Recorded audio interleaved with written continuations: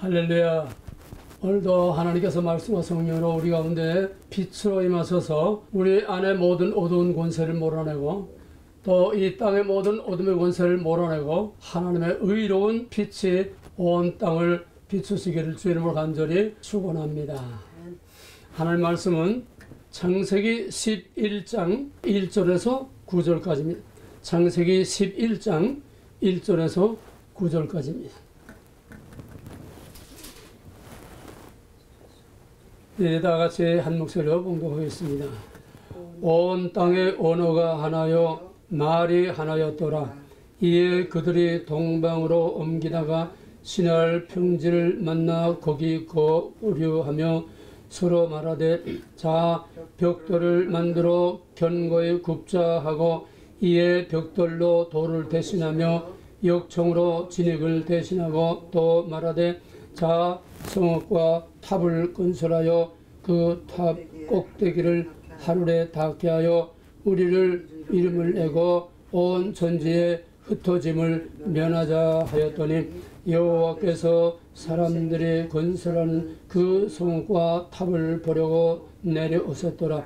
여호와께서 이르시되 이 무리가 한 족속이요 언어도 하나이므로 이같이 시작하였으니 이후로는 그 하고자 하는 일을 막을 수 없으리로다. 자 우리가 내려와서 거기서 그동안 그들의 언어를 혼잡하게 하여 그들이 서로 알아듣지 못하게 하자 하시고 여호와께서 거기서 그들을 온 지면에 흩으셨으므로 그들이 그 도시를 건설하기를 그쳤더라. 그러므로 그 이름을 바벨이라 하니 이는 여호와께서 거기서 온 땅의 언어를 혼잡하게 하셨음이니라. 여호와께서 거기서 그들을 온 지면에 흩으셨더라. 아멘. 예, 오늘도 기독교란 무엇인가 시리즈 40번째입니다. 바벨탑이 무너져야 새 시대가 열린다. 바벨탑이 무너져야 새 시대가 열린다. 때가 참에 참 바울이 한 갈라디아 4장 4절의 이 말씀은 기가 막힌 말입니다. 이 때라는 것은 흘러가는 세월입니다. 모든 세상 역사들 인생 모든 흘러가는 역사가 크로노스라고 합니다. 헬라는 시간을 세 가지로 나누는데 맨 처음에 흘러가는 시간, 세월이 흘러가는 것, 역사가 그냥 흘러가는 것, 모든 것이 자연스럽게 흘러가는 시간을 크로노스라고 합니다. 여기에 때가 찼다고 바울이 말하면 뭘 말하느냐? 이제는 자연스럽게 흘러가는 이런 역사, 이런 시대, 지금의 이 흘러가는 그런 무의미하게 흘러가는 또 어둠의 권세가 지배하는 이런 시대가 이제 한계가 왔다는 겁니다. 때가 찼다는 건 이제 꽉 찼다는 거예요. 더 이상 이런 상태로는 계속 갈 수 없다는 거예요. 역사가 이 상태로는 더 이상 갈 수 없는 한계에 부딪혔다는 겁니다. 이게 때가 찬 겁니다. 예수님 오실 때는 어둠이 대고도록 캄캄하고 흑암과 혼돈과 공허가 짙은 창세기 1장 2절과 같은 그런 카오스의 절정에서 그 때입니다. 더 이상 역사가 갈 수 없고 이스라엘 민족 하나님의 백성이 더 이상은 이대로 놔둘 수가 없고 더 이상은 하나님의 방임하기 하나님에게는 보고만 계시는 그런 때가 이제는 더 이상 갈 수 없다. 리밋이 딱 된 겁니다. 노아의 홍수 리밋이 된 겁니다. 때가 찬 겁니다. 이 말을 잘 이해하시기 바랍니다. 역사는 그냥 그저 언제까지나 세월아 내월아 하고서 추나추다 흘러가듯이 그냥 흘러가는 게 아닙니다. 역사는 분명히 빛이 있으라 역사가 시작되고 하루가 시작되고 시간이 시작된 그 순간부터 아니 그 이전에 하나님이 다 그림을 그려 놓으시고 빛이 있으라 역사를 시작할 때는 마지막 다시는 해와 달의 빛이 비려면 영원한 영광스러운 하나님의 왕국을 미리 다 내다보고 시작해서 끝을 향해서 직선적으로 진행하는 것입니다. 그런 과정 속에서 어떤 때는 하나님이 느긋하게 모든 인간의 타락하는 이 모습도 그대로 보고 계실 때도 있지만은 결국 어느 때인가는 때가 차면은 하나님의 심판이 오게 되는 것이고, 또 그 고난의 때가, 복역의 때가, 고통의 때가 차면은 하나님께서 그 백성들을 이끌어 내시는 것입니다. 출애굽 때가 찼습니다. 아브라함과 언약한 때가 찼습니다. 사대라오는 때가 탔습니다. 이 땅에, 가나안 땅에 죄악이 관영하고 하나님의 예정하신 백성, 내가 너희 민족을 창대케 하리라 아브라함이 약속하신 그 민족의 수가 창대해졌고, 그 가나안 땅의 모든 죄를 심판할 때, 하나님의 때는 두 가지입니다. 하나님의 약속의 때가 다 됐을 때에, 하나님의 백성의 한계가 다 됐을 때에, 그 백성의 고난이 한계가 됐을 때에, 또 그 땅에 죄악이 관영했을 때에, 더 이상 이 죄악을 놔둘 수 없을 때에, 그때에 홍수로 다 쓸어버렸고, 그때에 바로의 콧대를 꺾어서 그 백성들을 애굽에서 이끌어 내셨고, 때가 참에 영적인 출애굽, 영적인 하나님의 심판과 구원의 사건이 하나님의 아들 예수 그리스도 메시아를 통해서 때가 참에 바로 그때에 예수님이 오신 것입니다. 더도 말고 덜도 말고 빨리도 말고 늦게도 말고, 하나님의 때는 가장 최고의 결정적인 순간에 하나님께서 흘러가는 물을 멈추고 거기서 역사를 새롭게 만드는 것입니다. 흘러가는 물을 멈추고 댐을 만들어서, 에너지를 만들어서 세상을 완전히 밝히는 새로운 시대를 여는 것 같은, 한 시대는 가고 한 시대는 온다, 한 세대는 끝나고 한 시대가 시작된다, 옛 시대는 가고 새 시대가 온다고 하는, 이게 하나님의 역사 섭리, 바로 이 때가 차서 모든 흘러가는 물을 막고, 흘러가는 세월과 역사를 막고, 거기서 새로운 시대를, 댐을 건설해서 새로운 에너지와 새로운 시대를 만들어내는 결정적인 순간, 그 댐과 같은 결정적인 순간, 완전히 한 시대로 새로운 시대를 전환되는 결정적인 순간, 그것이 때요. 그거를 헬라의 시간으로는 카이로스라고 하는 것입니다. 하나님의 역사에 개입하실 때는 거기에 하나님의 결정적인 순간이, 새로운 사건의 순간이 거기서 시작되는 것입니다. 이 크로노스와 카이로스는 참 기가 막힌 표현입니다. 그래서 갈라디아 4장 4절에서 그랬고, 또 마가복음 1장 15절에서 가라사대 때가 찼고 하나님의 나라가 가까웠으니 그러므로 회개하고 복음을 믿으라. 결정적인 순간, 복음의 때, 보라 지금은 은혜 받을 만한 때요, 보라 지금은 구원의 날이로다. 이 성경에서 때라고 하는, 특별히 신약에서 때라고 하는 것을 우리가 잘 깊이 묵상해야 됩니다. 때라는 게 무엇을 의미하느냐. 이제 우리에게는 마지막 남은 때가 딱 하나 남았습니다.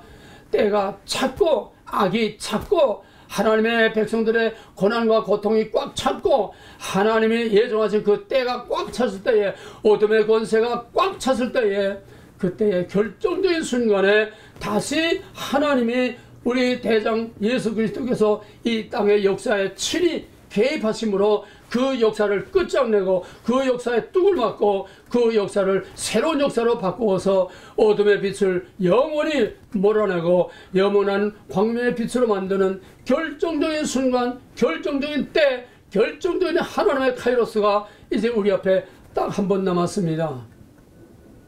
이건 기가 막힌 겁니다. 이 때를 모르고 예수를 믿는다는 게 선앙당 푸닥거리밖에 안 돼요. 세상 없는 짓을 다 해도. 창조의 목적이 그 포인트에 있습니다. 예수님 오신 목적이 그 포인트가 있습니다. 마지막 그 결정적인 순간, 하나님의 카이로스, 하나님의 역사 개입, 마지막 역사 개입, 그 순간에 모든 초점이, 성경의 초점이, 창조의 하나님의 목적과 모든 계획의 초점이, 우리의 신앙의 초점이, 우리의 모든 삶의 초점이 거기에 맞춰져 있는데, 이 포인트를 모르고 똥개처럼 이거저거 쿡쿡쿡쿡 냄새만 맡고 그냥 돌아다니고, 여론이나 무슨 이거 좋다 싫다 그런 분위기를 따라서 돌아다니는, 이건 전부 다 똥개만도 못한 것들이에요. 짐승만도 못하단 말이에요. 짐승은 자기 때를 압니다. 또 날 때를 알고 올 때를 아릅니다. 철새들을 보세요. 미국의 사슴떼들도 올라갈 때가 있고 거기서 또 내려올 때가 있습니다.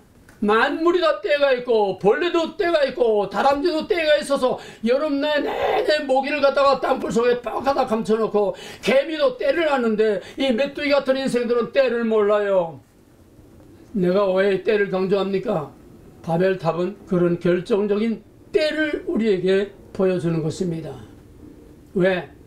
인간이 하나님께 도전하는 인간의 죄악의 때가 더 이상은 하나님께서 복음만 있을 수 없는, 하나님이 개입할 수밖에 없는 결정적인 그 때가 바로 이 바벨탑 사건입니다. 성경의 때의 개념을 모르고는 성경은 아무것도 모르는 거예요. 이 때라는 건 상당히 위기의식이 있습니다. 여기에 아침이라고 하는 희망이 있습니다. 여기서 어둠이 물러가고 영광스러운 아침에 태양이 비치는 구원에 대한 희망이 있습니다.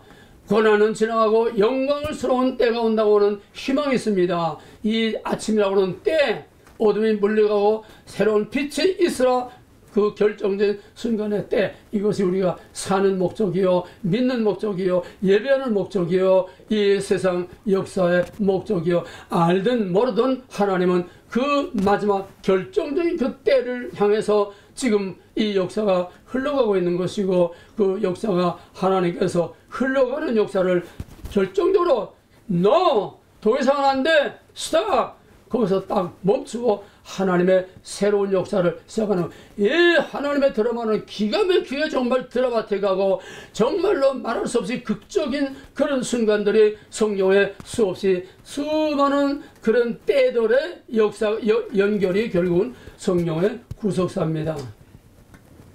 수많은 때를 통해서 결정적인 그 때를 미리 내다보게 하는 것입니다. 그래서 구약에는 이스라엘 백성에 대한 그 때가, 이방은 이방대로, 하나님의 백성은 하나님의 백성대로 그 때에 계속 심판의 때, 구원의 때, 계속 이런 때가 그래서 구스랄처럼 연결이 돼서 먹거리가 되듯이 구속사라고 하는 것을 때의 연결입니다. 소는 점의 연결입니다. 기약에서 소는 점의 연결입니다. 그냥 흘러가는 게 아니에요. 때, 그 때로 엮여져 나가는 것이 바로 하나님의 구속사입니다. 우연은 없어요. 그냥 자연스럽게 흘러가는 건 없어요. 하나님의 때, 우리가 알던 모르던 이런 하나님의 때의 연결이 바로 하나님의 구속사라고 하는 것입니다. 그럼 그 때는 뭡니까? 예수님은 새 술은 새 푸대에 담으라고 그랬습니다. 때입니다. 낡은 술은 이제는 끝났다. 낡은 술의 시대는 끝났다. 옛 시대는 끝났다. 유대인의 그 유대교의 빈 껍데기 제사만 지내는 그런 형식적인 이런 시대는 끝났다. 의식의 시대는 끝났다. 껍데기 시대는 끝났다. 형태의 시대는 끝났다. 이제는 본질, 영적인 하나님의 친히 이 땅에 오시는 결정적인 순간에 그 때가 이제는 왔다. 그러므로 낡은 푸대, 거기에는 새 것을 담을 수 없다. 낡은 푸대, 낡은 형태, 낡은 형식, 낡은 이스라엘, 낡은 민족, 낡은 것은 다 끝내고 이제는 새로운 시대가, 새로운 푸대에 새로운 복음이 담겨져야 된다. 결정적인 때를 말하는 것입니다. 새 술은 새 푸대, 부대라는 뭡니까? 때를 말합니다. 부대는 뭡니까? 그 시대의 모든 가치를 말하는 겁니다. 옛 시대의 가치관, 옛 시대의 사고방식, 옛 시대의 형식, 옛 시대의 그 모든 삶과 인생과 역사의 목표, 옛 시대의 수단과 방법, 이것을 이제는 때가 차면은 끝내고 이제는 새로운 때를 여는 빛이 있으라. 예수님이 땅에 오시고는 빛이 있으라입니다. 그 때 결정적인 순간에 암흑의 그 어둠의 세력을 끝장내고 십자가에서 뱀의 머리를 밟으며 죄와 사망과 마귀의 암흑의 권세를 밟아서 끝장내고 거기서 부활의 승리의 영광으로 새로운 영광의 빛의 시대를 이어신 것이 바로 십자가와 부활의 사건, 기독교의 본질 중에 본질입니다.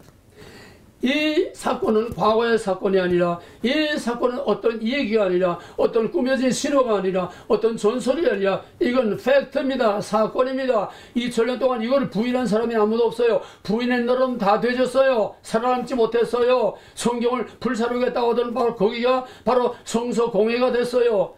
하나님을 대적하고 살아남은 나라, 살아남은 인생, 살아남은 역사가 없습니다. 과거 공산당들이 세계 절반을 다 차지하고 하나님을 완전히 이 땅에서 쓸어버리고 이름까지 쓸어버려갔지만은 그 어마어마한 그 세력은 다 무너지고 구소련이 붕괴되고 레닌의 목에 줄을 걸고 크레인으로 레닌의 동상을 끌어내린 너무너무 광격스러운 광경, 후세인의 목을 매서 끌어내리던 너무너무 광경스러운 광경을 우리는 똑똑히 우리 눈으로 역사의 현실을 봐왔습니다. 한 가지를 알면 전부를 알 수 있어요.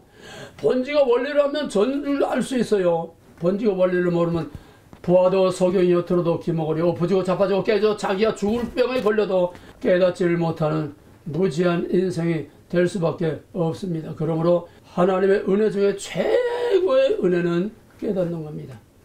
자기의 정체를 깨닫는 겁니다. 하나님의 정체를 깨닫는 겁니다. 하나님의 거울 앞에 선 자기의 모습을 보고 깨닫고 자기의 죄를 깨닫고 자기의 허물을 깨닫고 하나님 앞에 주여 나를 떠나서서 나는 죄인으로서이다. 이 결정적인 순간이 바로 모든 죄와 사망의 권세에서 떠나서 하나님의 영원한 생명으로 하는 진짜 은하게 진짜 구원의 사건, 진짜 충성하는 사건이 거기서 일어나게 되는 것입니다. 그냥 교회 건들고 왔다 갔다 한다고 되는 게 아니에요. 예수 믿는 건 항상 긴장감이 있어야 됩니다. 그 때에 대한 긴장감이 있어야 됩니다. 5천회와 또 10천회 비유에서 같이 긴장감이 있어서 그 때에 대한 대비를 해야 되고 그 때를 준비해야 되고 그 때를 기대하고 희망을 거기다 걸고 바라보면 나아가는 그것이 바로 우리의 신앙의 자세요 인생의 자세입니다. 새 술은 새 푸대에 가나 혼인잔치에서 처음에 나온 술은 유대인들을 말합니다. 유대교를 말합니다. 나중에 나온 더 맛 좋은 그 새 술은 바로 예수 그리스도로 말미암은 새로운 복음을 말하는 겁니다. 그건 예수님이 무슨 기적을 행하고 데몬스트레이션을 하는 게 아니에요. 옛 시대와 새 시대, 옛 가치관과 새 가치관, 옛 종교와 새 종교, 유대교와 그리스도의 새로운 복음, 옛 것과 새 것. 바울도 옛 사람을 벗어버리고 성령으로 새 사람을 입으로 올렸습니까? 옛 율법의 때는 지나가고 새로운 은혜의 복음의 때가 왔다고 하는 거. 여호수아 1장을 들어서 여호수아야 내 종 모세가 죽었으니 너는 이제 이 백성을 이끌고 이 요단을 건너 내가 지시할 땅으로 건너가라. 때입니다. 내 종 모세가 죽었다. 너는 이제 모세 때가 아니고 광야의 때가 아니고 하나님을 반역하고 거역하던 때가 아니라 갈팡질팡하던 때가 아니라 이제는 확실한 목적을 가지고 목표를 향해서 이제는 이 백성을 이끌고 분명한 그 포인트를 향해서 이제는 앞으로 전진해야 한다고 하는 역사의 대전환점이 바로 여호수아 1장 1절 그것이 바로 구약과 신약의 예수 그리스도를 말하는 것입니다. 여호수아가 뭡니까? 제수와 예수 같은 뜻입니다. 때의 개념을 알아야 하나님의 계시와 하나님의 구속사와 역사가 어떻게 흘러가는지를 알 수 있습니다. 이 역사의 흐름은 인간이 거부한다고 지체되고 멈춰지는 게 아니고 인간이 어서 오십시오 한다고 빨리 그때가 오는 것도 아니고 인간은 불가항력입니다. 아무도 그 때를 좌우할 수 없고 하나님의 때를 멈출 수 없고 하나님의 때를 멈춰놓고 기다리게 할 수 없습니다. 하나님의 정하신 때는 사람들이 믿거나 말거나 인정하거나 말거나 하나님의 정하신 때는 어김없이 반드시 그 때에 하나님이 개입을 하시는 겁니다.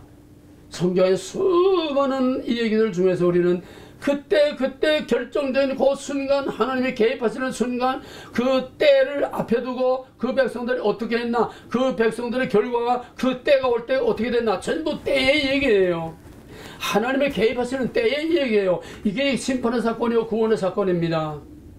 그래서 바울은 잠자는 자여 죽은 자들 가운데서 깨어 일어나라 주께서 비추시리라. 오직 성령 충만함으로 하나님의 뜻을 분별하도록 하라. 이 때가 악하니라. 때가 악하니라. 바울이야말로 전 성경 창세기에서 계시록 끝까지 모르는 게 하나도 없었던 신학자 중에 최고의 신학자요. 하나님의 종 중에 최고의 종이라고 말해 하자가 없을 줄로 압니다. 그래서 우리는 이 때를 제대로 알아야 됩니다. 옛 시대가 지나고 새 시대가 왔는데, 새 시대의 종이 울렸는데, 새 시대의 나팔이 울렸는데, 여전히 옛 시대의 탈욕만 하고 옛 시대의 풍악이나 울리고 옛 시대에 젖어가지고 때를 알지 못하고 때를 분별하지 못하는 그런 인간들, 그런 나라와 그런 문명은 다 물러가고 자연 도태되고 맙니다. 지금은 바로 결정적인 그때입니다. 그래서 옛 시대는 지나가는 게 옛 시대를 주장하던 그런 거물급, 옛 시대를 좌우하던 그런 옛 시대의 낡은 시대의 낡은 지도자는 물러나야 됩니다. 여러분, 엘리자베스 여왕이 그 전전날까지도 멀쩡하던 사람이 왜 갑자기 죽습니까? 때가 찼기 때문에. 엘리자베스는 300인 위원회, 일루미나티의 최고 기원의 300인 위원회 수장입니다. 마귀의 수장이지요. 큰 그 짐승을 탄 큰 음녀라고 할 수 있는 마귀의 주장입니다. 이제는 그때가 끝났다는 얘기입니다. 일루미나티의 시대가 끝났다는 선언입니다. 사인입니다. 또 뒤에서 실질적으로 이 모든 것을 공작해 오던 모사꾼, 하나님을 대적하고 인류를 멸망으로 끌고 가는 이런 모든 일들의 모사꾼 키신저도 그 뒤를 따라 죽었습니다. 그러면 그 다음 우리는 누구일까요? 누구라고 우리가 짚어서 되는 것도 아니고 원한다고 되는 것도 아니고 하나님에 달려 있습니다만은 그 다음에 따라와야 할 거는 말할 것도 없이 키신저의 뒤를 이은 악질 중의 악질인 빌 게이츠, 또 다보스 포럼의 클라우디 웹, 또 좀 가까이는 시진핑, 김정은. 때가 다 차갑니다. 중국이 지금 거들거들합니다. 지금 시진핑 반대운동이 중국 그 공산당에서 어떤 나라인데 거기서 자꾸 데모들이 일어나고 지금 각 소수 민족들이 막 데모가 일어나고 분할 독립을 주장하고 있고 중국이 지금 막 붕괴 직전에 막 흔들리고 있습니다. 북한도 똑같습니다.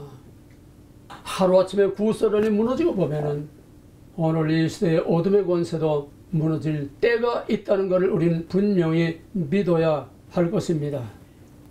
새 시대가 와서도 여전히 구시대의 구태의연하게 구시대의 옛 가치관과 옛 사고방식을 가진 사람들은 새 시대에 살아남을 수 없고 다 자연 도태됩니다. 내년에 우리나라에서는, 미국에서는 결정적인 바로 그 때가 될 것입니다. 이 때에 우리는 하나님의 개입을 위해서 기도해야 하고 하나님의 카이로스, 하나님의 통치권, 하나님의 새로운 역사의 시작을 위해서 우리가 기도해야 됩니다. 하나님에게는 불가능이 없어요. 내게 불가능이 있겠느냐? 내게 능치 못할 수 있겠느냐? 인간의 사정, 세상의 형편, 정치적인 상황, 사회적인 모든 이런 거 하나님에게는 아무 상관이 없습니다. 있기만 하고 훅 불면 그냥 날아가는 거예요. 하나님이 원하시면은 못할 일이 없고 안 될 일이 없습니다. 우리는 지금 절망 가운데 있는 혼란과 혼돈의 극치에 달하고 있는 오늘 한국과 미국과 세계의 한복판 마지막 경계선에서 하나님의 때를 기다리는 파수꾼과 같이 깨어서 기도하며 깨어서 그 날을 준비하지 않으면 안 될 줄로 압니다. 소리는 너무 길어졌습니다. 본론 들어가서 그러면 바벨탑이란 도대체 무엇이냐? 바벨탑의 정체. 우리가 일반적으로 바벨탑하면 하나님 대신 더 믿고 의지하는 것. 내가 하나님 대신 더 믿고 의지하는 자기의 교만에 하나님을 반역하는 세상의 재물, 명예, 권세, 건강, 세상의 모든 이런 권세, 지식, 현대 모든 문명, 도시 문화, 모든 현대 과학 뭐 이런 것들이 다 바벨탑일 수가 있지요. 우리는 보통 그런 정도의 추상적인 바벨탑을, 관념적인 바벨탑을 생각하는데 성경은 그렇게 관념적이고 추상적인 것만이 아닙니다. 성경은 다 팩트입니다. 하나님의 예언도 팩트요, 하나님의 약속도 팩트요, 당장 눈에 안 보여도 그 눈에 보이는 현실, 사건, 형태를 통해서 그 속에 하나님의 의도하신 계획과 목적이라는 본질과 원리가 반드시 있는 것입니다. 이스라엘은 껍데기 안에는 그 이스라엘 안에 담아놓으신 하나님의 알맹이가 있는 것이고, 구속사도 그렇고 모든 역사도 다 그렇습니다. 그럼 바벨탑 사건은 뭘까요? 우선 바벨탑은 뭐냐? 이것부터 우리가 먼저 정확히 알아야 할 것입니다. 우리는 이 바벨탑 사건을 알기 위해서는 육가원칙에서 누가, 언제, 무엇을, 왜, 어디서, 어떻게, 육가원칙에 의해서 우리가 분석을 하면 바벨탑의 정체가 저절로 드러납니다. 맨 먼저 바벨탑을 누가 쌓았습니까? 니무르스입니다. 니무르스는 누구냐? 이걸 알아야 바벨탑의 정체를 알 수 있고, 니무르스는 누구냐? 그걸 알아야 오늘의 니무르스이 무엇이며 오늘의 바벨탑이 무엇인가 하는 것을 저절로 드러나게 될 것입니다. 성경에는 짝이 없는 게 없습니다. 바로 이 바벨탑 사건을 통해서, 니무르스를 통해서 오늘 마지막 때에 하나님께서 우리에게 보여주는 것입니다.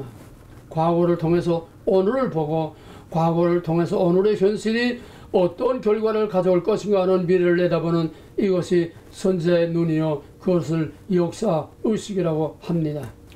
그럼 니무르스는 뭡니까?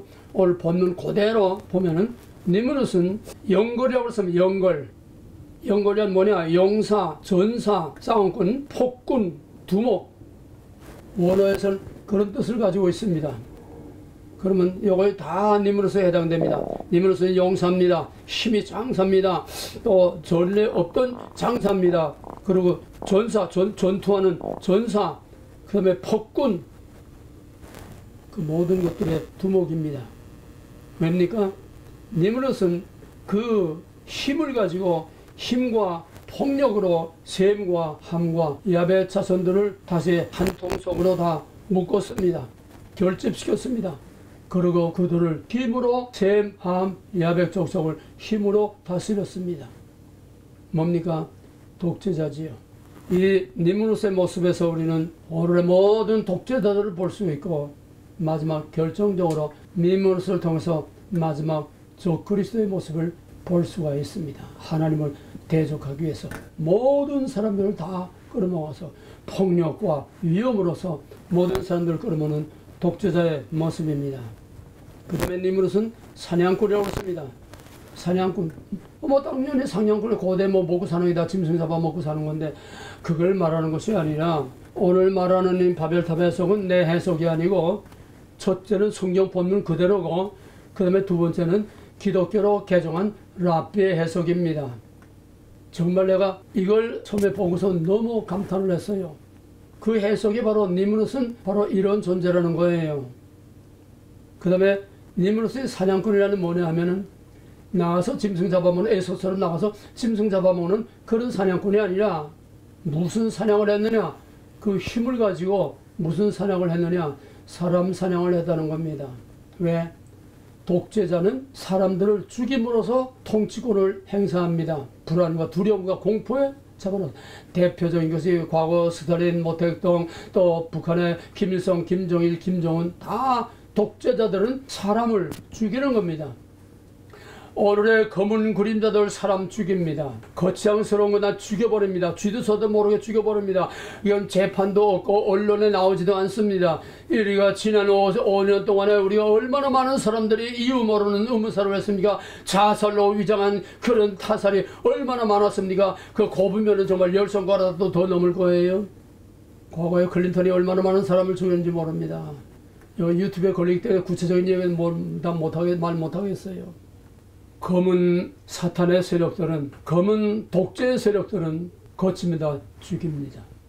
이런 사람들에서 죽임을 당한 사람들이, 죽임을 당한 의인들이, 죽음을 당한 과학자들이 얼마나 많은지 모릅니다. 사람 사냥이 독재자의 통치 방법입니다. 그래야 사람들이 자기 품에서 자기 통치를 받아들이게 되고, 바로 그런 공포감을 가지고 통제를 하는 것입니다. 그 다음에 니무롯은 뭐 했느냐? 니무롯은 큰 도시를 건설했다고 하면 많은 도시들을 건설했습니다. 이거는 도시 건설, 바벨탑 쌓는 거, 그거는 바로 카인의 축성 문화에서 온 것입니다. 자기를 위하여 하나님으로부터 독립돼서 자기를 위하여 안전한 성을 쌓고 자기가 자기 스스로를 지켜서 하나님의 심판에서 면제되려고 하는 카인의 축성 문화. 그러면 정착 문화. 야발은 양을 쳤다고 하지만은 야발이 양을 친 것과 아벨이 양을 친 거는 다릅니다. 아벨의 양을 친 거는 땅이 없는 떠돌이 목자입니다. 떠돌이 목자. 여기가 좀 있다가 또 쫓겨나면 또 딴 데로 가고. 근데 야발의 양을 친 거는 목축입니다. 정착해서 우리를 짓고 말하자면 기업이죠. 축산 기업이죠. 기업화된 정착된 문화입니다. 야곱은 유목문화, 아벨을 따라서 유목문화여야 합니다. 양치기로 떠돌아다녀야 됩니다. 근데 삼촌집에서 많은 외양과 내 아내와 또 정도를 다 거느리고 오다가 세겜 땅에서 거기서 전막을 치고 장막을 치고 양우리를 만들어서 아벨의 유목문화가 아니라 야발의 정착문화를, 세속문화를 하나님 없이 자기가 자기 안전을 지키겠다고 하는 무신론적인 집을 짓고 양우리를 짓고 그렇게 하다가 거기서 피비린내나는 처참한 그런 사건이 일어났습니다. 그래서 하나님께서 야, 너 뭐 하고 있는 거야? 너는 거기에 내 땅을 사고 내 집을 짓고 양우리를 짓고 그 아벨의 후손으로는 가야지. 너는 야발의 후손의 길을 가면 안 돼. 정착문화는 안 돼. 너 베들레헴에서 올라와. 나 다시 한번 좀 만나자. 뭐 자세히 길게들은 얘기할 수 없어요. 자꾸 시간이 너무 많이 가기 때문에. 우리는 유목문화와 정착문화, 이것이 실제 우리 직업을 말하는 게 아닙니다. 삶의 자세, 신앙의 자세, 하나님께 대한 내 모든 자세라고 하는 영적인 본질을 말하는 것입니다. 그래서 구약은 항상 양이라는 말이 또 항상 목자라는 말과 계속해서 신약까지 요한복음 10장에서 나는 목자라, 내 양, 우리 안에 있는 양, 우리 밖에 있는 양이 있다. 목자는 양의 음성을 하고 양은 목자를 알고, 전부 양으로 비유한 것은 바로 그 유목문화냐 축성문화냐, 유형문화냐 또는 도시문화, 정착문화냐, 이것이 성경의 전체를 흐르는 구속사의 두 모습이. 그래서 니므롯은 큰 도시들을 건설했습니다. 카인의 후손 그대로입니다. 바로 그 중에 하나가 바벨이라는 것이고 거기서 바벨탑을 쌓게 됩니다. 독재자들의 특징은 건축광이에요. 헤롯이 건축광이었습니다. 김정일이는 영화광이었어요. 근데 김정은이는 또 건축광이 돼서 막 아파트를 막 그냥 짓고 스키장도 짓고 자꾸 건설을 합니다. 이 독재자들은 자기의 위상을 높이기 위해서, 자기의 권위를 자랑하기 위해서 누갓네살 왕이 그 바벨론 큰 성을 느부갓네살이 다 지어놓고 그 꼭대기에 올라서 내가 이 모든 것을 내가 다 만들었다 할 때 하나님께서 딱 그냥 잘라버리고 들깨처럼 들을 헤매게 7년 동안 풀을 먹고 살게 그렇게 만들었던 것입니다. 바벨탑은 교만입니다. 바벨탑은 자기 성을 쌓는 겁니다. 바벨탑은 자기의 인간의 자기 의로 하나님의 의에 도전하는 것입니다. 힘으로 하나님을 도전하는 것입니다. 이사야 14장 12절 이하에 보게 되면 너 아침의 아들 계명성이여 어찌 그리 하늘에서 떨어졌으며 너 열국을 엎은 자여 어찌 그리 땅에 찍혔는고 네가 내 마음에 이르기를 내가 하늘에 올라 하나님의 무별 위에 내가 북극지폐 산 위에 앉으리라 가장 높은 구름 위에 올라 지극히 높은 자와 같아지리라 하는도다. 그러나 이제 내가 수월 곧 구덩이의 맨 밑에 떨어짐을 당하리로다. 아멘. 이미 말했지만은 우리는 구소련의 스탈린과 레닌과 또 루마니아의 차우세스쿠 얼마나 비참하게 죽었습니까? 히틀러도 그렇고 후세인의 최후. 하나님께서 때가 되면은 결코 용납하지 않고 다 끌어내립니다. 교만한 자를 끌어내립니다. 세상에 아무리 바라고라고 발버둥을 치고 지금 윤 정권을 끌어내리고 그냥 모두 그냥 전신 마비 상태로 지금 만들려고 탄핵에 별짓들을 다 하고 있지만 역사상 있을 수 없는 세계의 창피거리, 웃음거리, 비방거리, 정말 말도 안 되는 치사한 것들을 우리가 지금 그걸 보고 있어요. 맨날 못 갑니다. 현실 사정은 희망의 빛이 하나도 안 보이지만은 밤이 깊으면은 결정적인 하나님의 카이로스의 때가 옵니다. 악이 꽉 차면은 하나님의 카이로스의 때가 옵니다. 우리는 이미 윤석열 탄생을 통해서 윤 대통령 탄생을 통해서 이미 봐왔고 또 한 번 우리가 내년에 볼 수 있게 될 줄로 믿습니다. 하나님의 약속은 절대로 헛되지 않습니다. 하나님은 능치 못한 것이었습니다. 인간의 사정과 계산으로 하나님을 판단할 수 없습니다. 여기에 우리는 깜깜한 흑암과 혼돈과 공허의 절망 가운데서 아침에 빛이 밝아오는 여명의 아침을 바라보는 하나님의 약속을 바라보는 하나님의 때를 바라보는 종말론적인 신앙으로 다시 한번 새해를 맞이할 수 있기를 주님으로 간절히 축원합니다. 자, 그 다음에 바벨탑을 어떻게 지었느냐? 첫째로 하나님 바벨탑을 꼭대기를 하늘에 닿게 하자. 이건 힘으로 하나님을 대적하는 겁니다. 그 말을 바꾸면 힘으로 하나님과 인간을 바꿔놓는 겁니다. 창조주와 인간을 바꿔놓는 겁니다. 너 심판해봐. 우리 그따 없어. 이제 우리가 너보다 위에 있어. 인간의 교만이 여기까지 가면은 하나님의 카이로스, 하나님의 역사 개입, 하나님의 때가 오는 것입니다. 이것이 때가 차는 것입니다. 미련한 인간은 그걸 모릅니다. 하늘 높은 줄 모르고 아까 이사야서 봤더니 하늘 높은 줄 모르고 하늘 꼭대기에 저 구름 위에 별들의 그 보좌 위에 내가 앉으리라. 이것이 오늘 인간의 교만 그대로 나타나고 있습니다. 여러분들이 이 말을 이중으로 생각을 하세요. 바벨탑 사건을 보면서 오늘의 이 검은 세력, 니무르스의 세력, 이 바벨탑을 쌓는 세력과 이 바벨탑의 실체, 그것이 뭔가 하는 오늘의 역사, 오늘의 현실에서 이거를 지금 들으시기를 바라고 여러분들이 그거를 하나하나 볼지 못하는 그거를 오늘의 역사 안에서 볼 수 있기를 바랍니다. 지혜 있는 자는 깨달을 것이요 귀 있는 자는 들을지어다. 인간의 교만이 어디까지 갈 수 없습니다.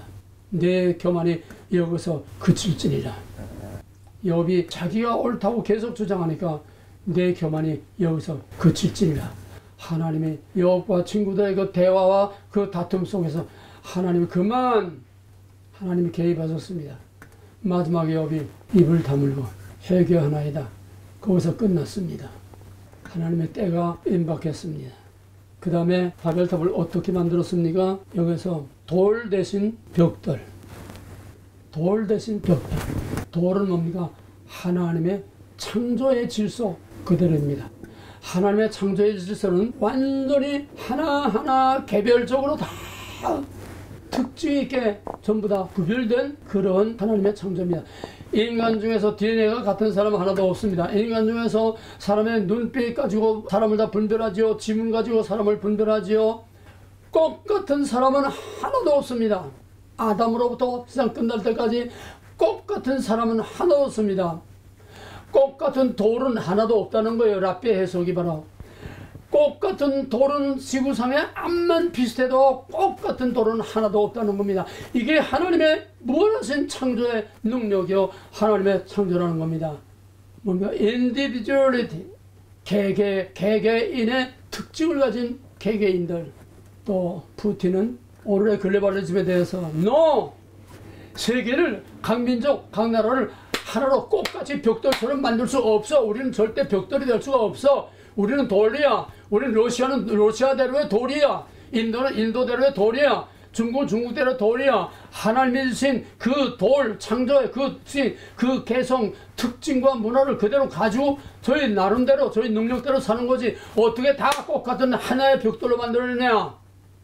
거기에 반기를 든 것이 지금 푸틴입니다. 우크라이나 싸움은 그건 그림자예요.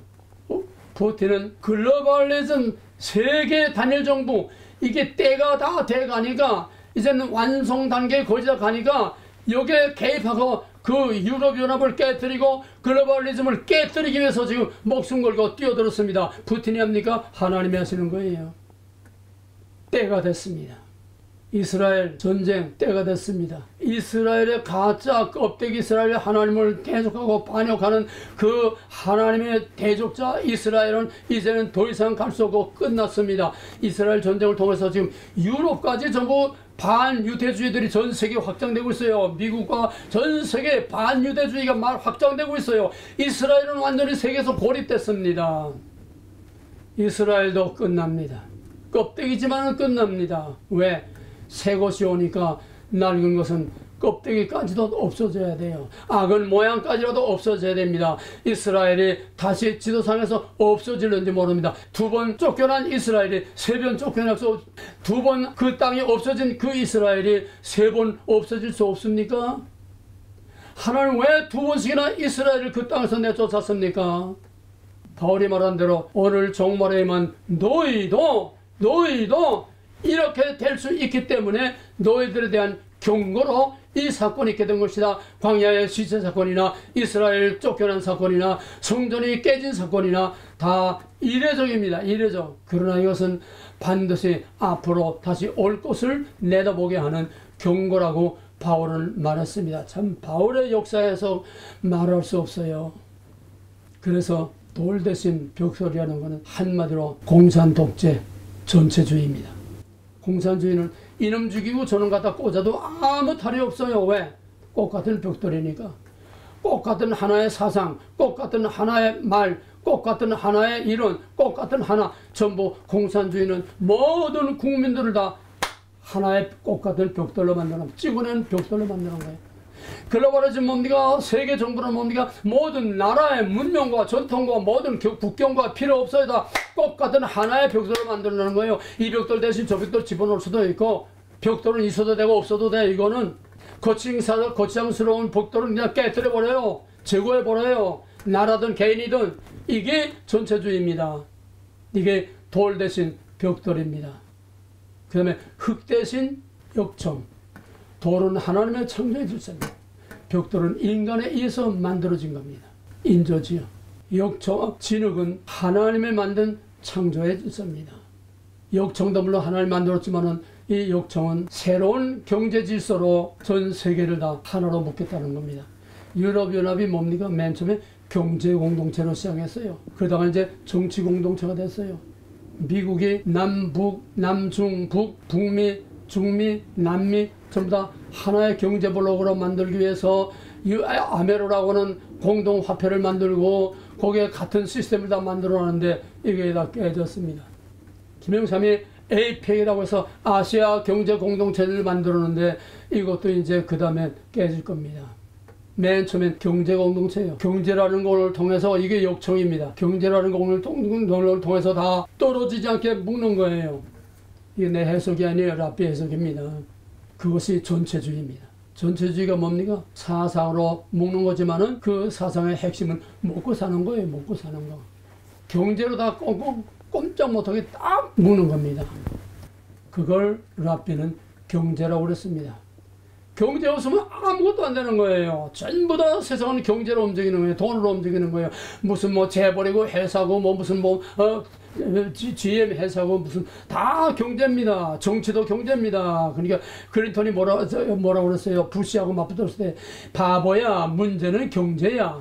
그거 가지고 당선되지 않았어요? 그게 뭡니까? 글로벌 시대라는 겁니다. 다 같은 글로벌리즘이지만은 경제라고 하는 개념, 역청이라고 하는 개념은 부시는 몰랐던 거예요. 이거 하나하나 분석해서 들어가면 기가 막히게 얘기들이 다 됩니다. 넓게 펼 수는 없지만은 그 다음에는 니므롯이 뭐였습니까? 세 족속을 다 모아서 하나로 만들었습니다. 세 족속을 하나로 만들었습니다. 다른 나라 볼 거고 다른 거 볼 거고 한국은 모든 면에서 오늘 이 시대에 압축된 샘플입니다. 전 세계의 흐름과 역사를 전부 볼 수 있는 아주 압축된 샘플입니다. 한국을 정확하게 깨뜨려 보면 전 세계 이 커다란 세계라고 하는 역사가 어떻게 흘러가는지 알 수 있습니다. 본질입니다. 본질을 보면 형태는 그냥 한눈에 다 보이는 거예요. 한국에서 제일 유명한 말들이 뭐냐 하면 좌파들이 제일 좋아하는 말들이면 연합입니다. 연합. 무슨 연합, 무슨 연합, 환경연합, 무슨 연합, 연합이라는 말들이 우리나라 좌파들이 아주 전형어처럼 되어 있습니다. 우리 기독교나 우파에서도 아무것도 모르고 연합 우리도 따라하고 있어요. 이제는 처음에는 안 하더니 이제는 우리도 같은 연합. 그거 아니에요. 그거 다 그놈들의 문화, 그놈들의 사상, 그놈들의 수법, 그놈들의 전매 특허입니다. 우리는 연합이라고 할 수가 없어요. 이건 그놈들의 전문 용어예요. 이게 어디서 왔는지 압니까? 니무르스의 셈과 함과 야벳 족속들을 하나님은 구별했어요. 셈, 함, 야벳 구별했어요. 니무르스는 함 족속이에요. 함 족속을 묶고는 모르는 것 같지만은 감히 하나님께서 구별해놓은 셈과 야벳까지 함 족속에 다 한 통속으로 만들었어요. 칼발토 왜 찌다는지 압니까? 칼발토가 예수 안에서 초월신인 하나 성부, 성자, 성령, 우리 인간 전부 다 인간 예수 안에서 다 하나로 만들었어요. 그래서 하나님의 아들 인간을 예수를 택할 때에 모든 인간도 다 같이 동시에 함께 택함을 받았다. 그러므로 만인이 구원이 있다고 계속하는 것이 바로 칼발토의 신학입니다. 연합 무서운 거예요. 뭉치면 살고 흩어지면 죽는다. 이건 연합을 말하는 게 아닙니다. 잡동사니 다 묶는 걸 말하는 게 아닙니다. 이거는 본질이, 원리가, 목적이 같은 사람들이 뭉치는 것이 뭉치는 거고 단결입니다. 이게 바로 교회요. 이게 바로 크리스찬이요. 이게 바로 그리스도 안에 한 몸이 되는 진정한 통일입니다. 연합이라고 안 했어요. 에베소 1장 11절을 보게 되면 통일하게 하십니다. 통일. 이방인과 유대를 하나로 통일이지 연합이 아닙니다. 연합이라는 건 항상 파괴적인 음모요, 공작이요, 파괴적인 그런 이미지라고 하는 걸 여러분이 분명히 깨달아 하시기 바랍니다. 아무것도 모르고 지금 연합이라는 말들이 수도 없이 많이 난무하고 있어요. 모르고 하는 놈도 어쩔 수 없지만 저놈들은 다 알고 해요. 이게 니무르스에서부터 왔습니다. 니무르스는 엄청난 역사의 전환점을 여기서 이룬 겁니다. 바벨탑 사건은 그냥 우연에 지나가는 사건이 아니에요. 한 시대를 완전히 하나님의 시대, 하나님의 창조의 질서, 하나님의 창조의 주권, 하나님의 창조의 원리를 완전히 다 뒤엎어버리고 인간이 하나님의 보좌에 올라앉겠다고 하는 이게 니무르스요, 이게 바벨탑이요, 이게 오늘의 글로벌리즘입니다. 이걸 알아야 할렐루야 소리를 할 수 있어요. 자, 보세요. 2차 대전 이후부터 본격적으로 세계 정부 움직임이 시작이 됐는데 이 뭡니까? UN입니다. UN, 모든 나라들을 하나로 연합하는 겁니다. 그 안에는 수도 없이 많죠. 유럽 연합, 모든 나라들이 하나로 셈, 함, 야벳 족속이 하나로 연합하는 겁니다. 다보스 포럼, 그것도 다 나라와 국경 문제없이 다 엘리트들이 모여서 전 세계를 하나의 벽돌로 만들겠다고 하는 것이 다보스 포럼입니다. 에펙도 아까 말했습니다만 글로벌리즘 연합입니다.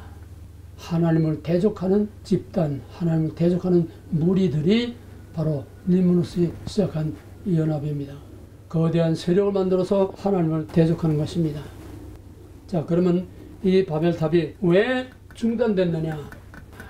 바벨탑이 그렇게 하나님을 대적하고 노골적으로 하나님을 끌어내리고 인간이 그 자리에 올라가려고 하는 인간의 교만의 극치라고 할 수 있는 바벨탑 사건과 니무르스를 하나님이 왜 그냥 싹 쓸어버리고 때려 부수고 때려 엎지 않았느냐? 하나님이 심판의 때가 되는데 왜 하나님이 그 바벨탑을 싹 다 헐어버리고 그 백성들을 다 그냥 싹 다 그냥 쓸어버리지 않았느냐? 창세기 9장에 노아 맺은 평화의 언약 때문입니다. 너희를 언제까지나 너희 죄를 뻔히 아는데 너희 아담의 자손들은 나면서부터 악해서 계속 못된 짓을 할 걸 내가 아는데 그때마다 내가 다 죽일 수는 없다. 그러니까 너희 죽을 거를 내가 대신 너희의 저주를 내가 대신 받고 그 대신 땅을 용서하겠다. 땅에 대한 인간에 대한 용서의 은혜의 약속이 바로 무지개 언약이요 평화의 언약입니다. 그러므로 노아의 약속 이후에는 땅에 대한 비참하고 처참한 심판을 하나님께서는 안 하고 마지막 때까지 유보해 두시는 겁니다. 하나님의 그 다음 심판은 전쟁을 통해서 부분적인 그 시대적인 그런 작은 심판의 사건들이 연결되지, 노아의 홍수 사건이라든지 종말의 사건처럼 싹 쓸어버리는 이게 없는 거예요. 여기에 하나님께서 바벨탑을 헐어버리고 그 백성들을 다 그냥 박살내지 않은 하나님의 의로움과 하나님의 선하심과 하나님의 인자하심과 용서의 복음과 하나님의 새로운 그런 의의 빛이 우리에게 비춰지는 하나님의 용서의 은혜입니다.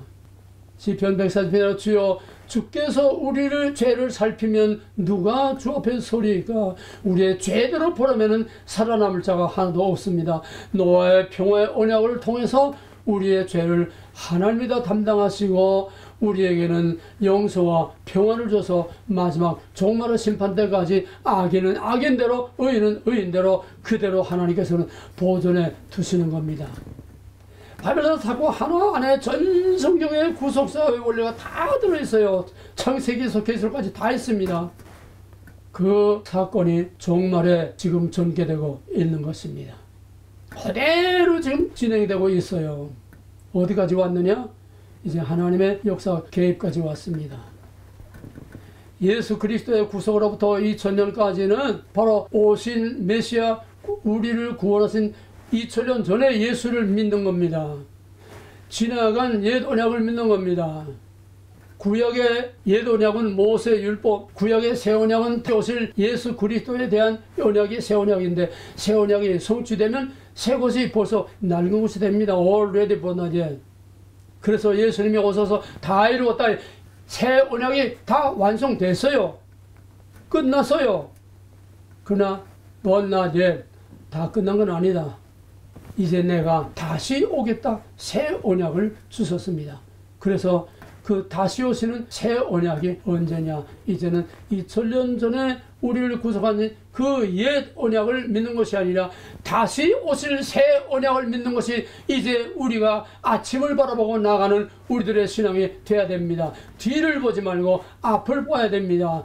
이미 구원 받았으면은 이제는 새 하늘과 새 땅을 바라보는 새 아침에 새 언약의 새 약속을 바라보고 나가야 하는 것입니다. 그래서 21세기부터는 새 언약이 시작이 되는, 새 언약이 꿈틀거리고 새 언약의 시대가 되는 것을 우리가 불멸 역사를 통해서 보게 됩니다. 왜? 21세기에 들어와서부터는 하나님이 직접 개입하기 시작했습니다. 하나님이 직접 역사에 개입하기 시작했어요. 20세기 말에 구소련이 붕괴됐습니다. 이건 미리 신호탄을 올리는 겁니다. 이제는 21세기에는 바벨탑이 무너지는 때가 될 것이요.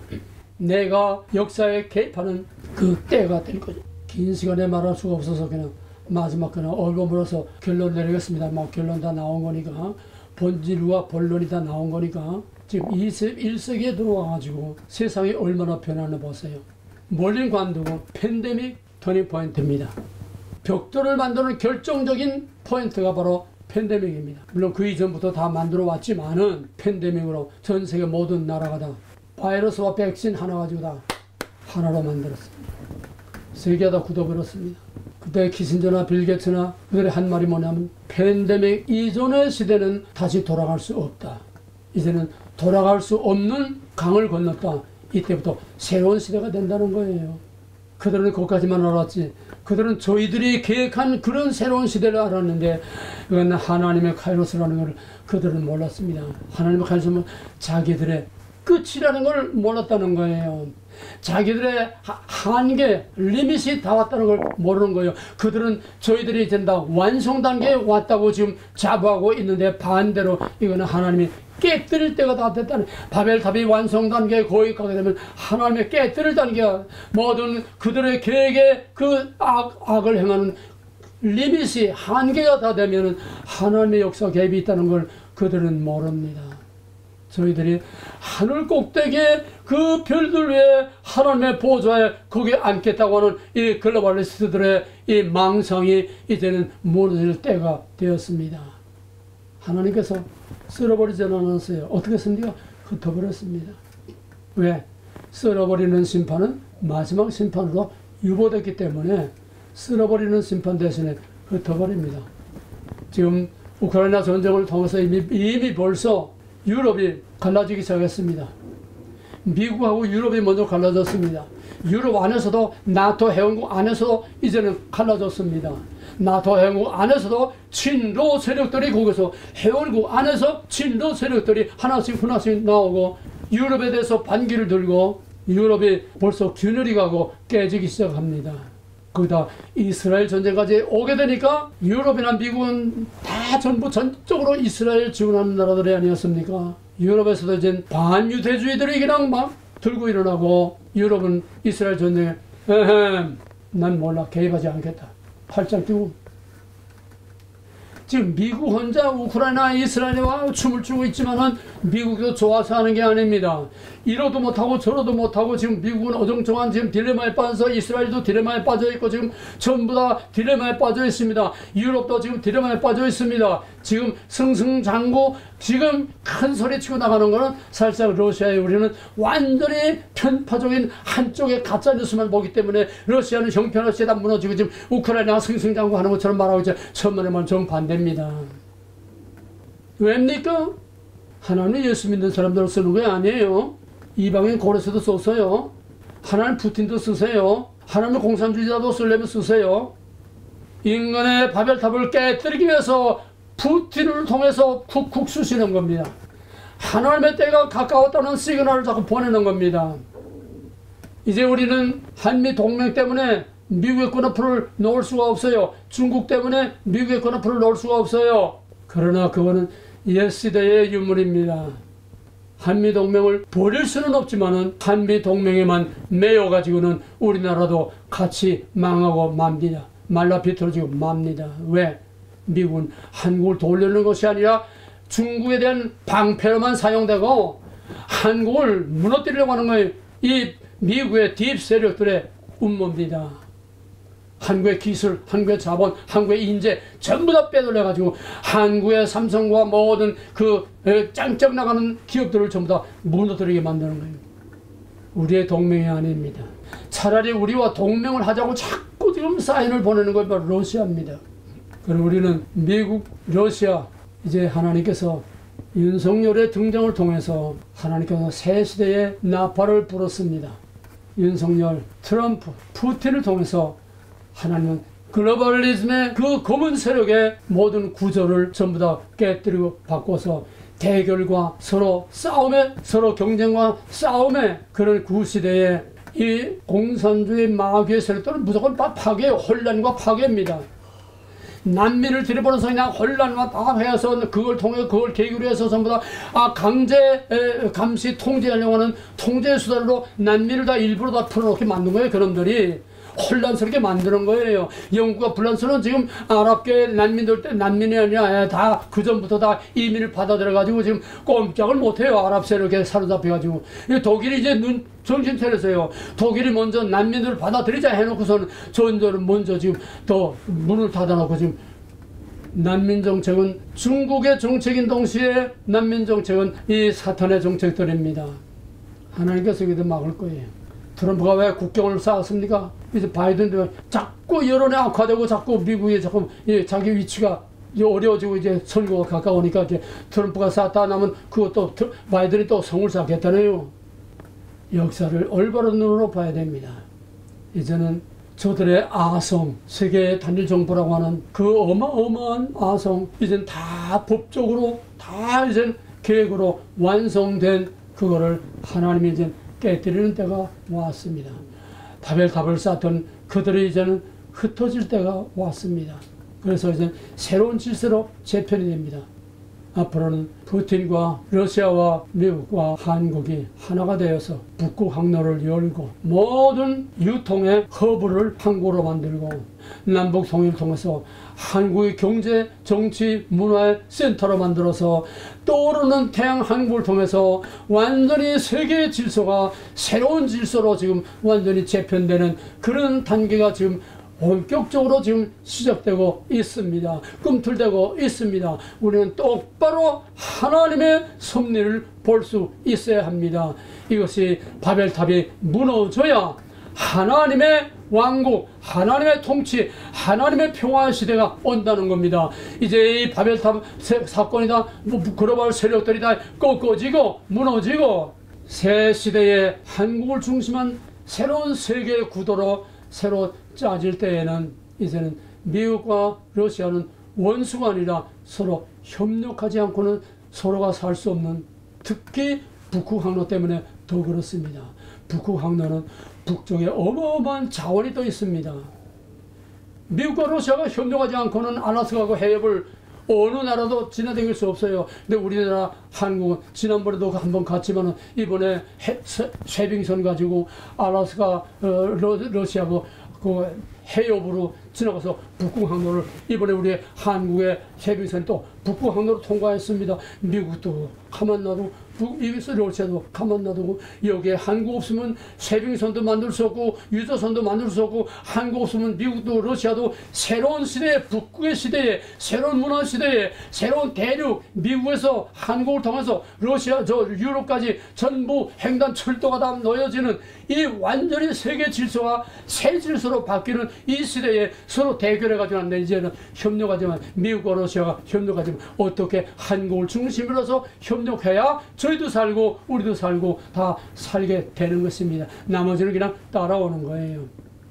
바벨탑 사건을 통해서 오늘의 이 마지막 하나님의 역사하시는 사탄의 역사와 하나님의 마지막 역사 개입을 여러분이 분명히 똑똑히 볼 수 있기를 주의 이름으로 간절히 축원합니다. 내가 시간이 없어 설명을 다 하지 못하겠습니다.